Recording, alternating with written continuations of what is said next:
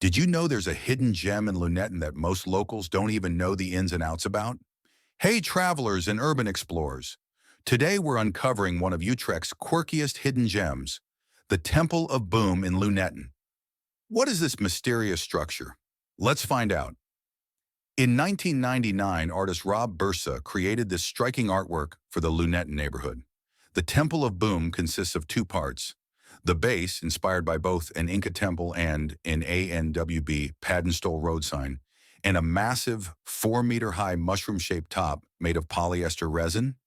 Look closely and you'll see the word Lunetten written in reverse, along with arrows pointing in both directions. The idea? As you drive away and check your rearview mirror, the letters appear the right way, making it feel like a true gateway to the neighborhood. But there's more.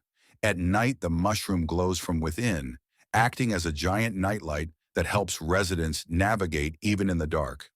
And what about the name Temple of Boom? Well, Burza joked that he wanted to create a sense of home for the people of Lunetten. While it looks like a small temple, the word boom comes from the echoing acoustics inside.